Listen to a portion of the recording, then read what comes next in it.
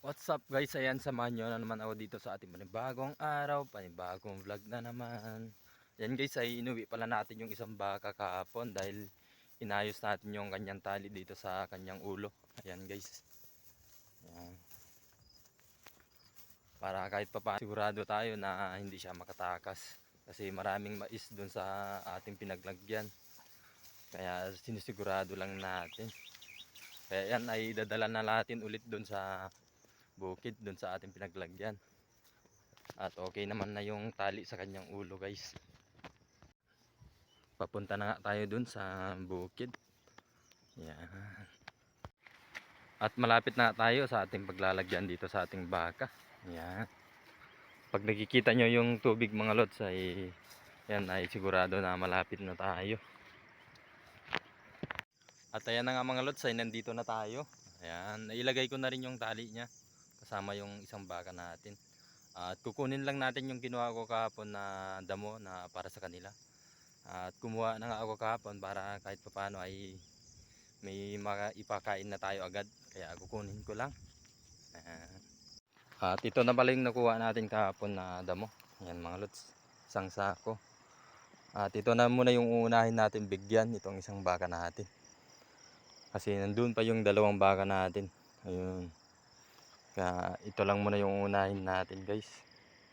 At ayan na nga mga lods ay naibigay na rin natin yung kanyang pagkain. Itong isang baka natin. Ayan.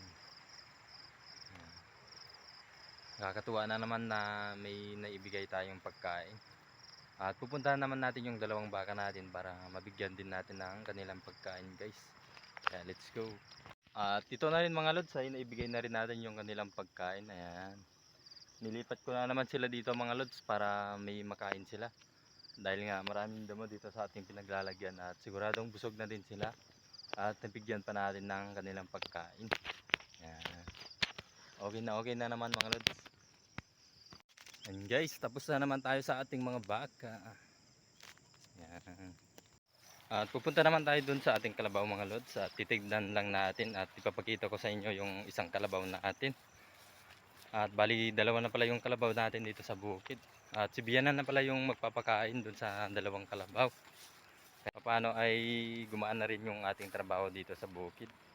Kaya pupuntahan natin at maipakita ko sa inyo yung isang kalabaw. Ayan guys, nandito na tayo. At ito pala si Lawin at ayun si Ofang. Ayan.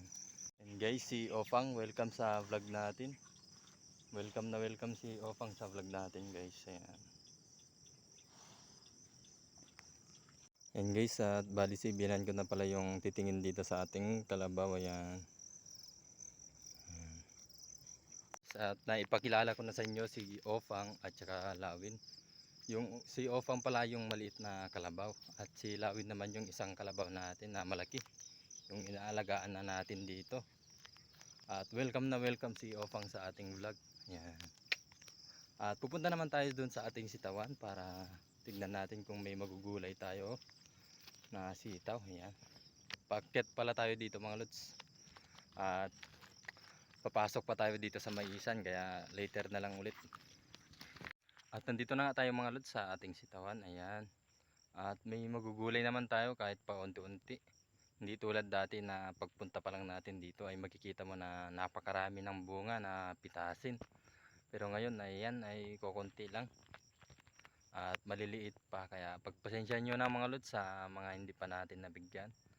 Kasi nga alam naman na bibigay pa natin yung mga maliliit at hindi na maganda yung bunga. Kaya pagpasensyahan nyo na at panggulay na lang natin ito. At ganito pala yung nangyari sa mga bunga ng ating sitaw mga lods. Dahil nga natumba, ayan. Yan. Lalaki pa sana to kaso ganyan na yung nangyari. Nabulok na. Dahil nga natumba yung ating sitaw, ayan mga lods. Sayang yung mga bunga niya na maliliit pa. Yan. Unti-unti lang naman natin naayos to mga lods. Ayan. Yung iba nga mga lods ay gumapang na dito sa ating maisan. Ayan. Sakto, buti na lang ay gumapang siya dito sa maisan natin kaya medyo maganda yung bunga niya ngayon dito. Kaya pipitasin na natin. Pero yung iba mga lods yan, nalalanta at nabubulok. Sayang lang din. Ayan. Dito yung ating sitaw na natumba. Ayan. At ito na pala yung napitas natin mga lods, ay kukunti lang at hindi din maganda yung mga bunga niya. Yan, yung mga nakalabas lang yung mga magaganda yung bunga.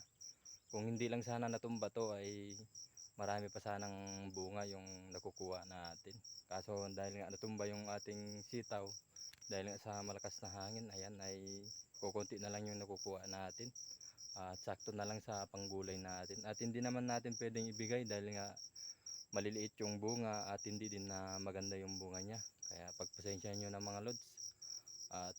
At dahil nga tapos na tayo sa ating pamimitas at uuwi na rin tayo. At maraming salamat na naman sa inyong panonood mga lods. At God bless po sa inyo. Thanks for watching mga lods.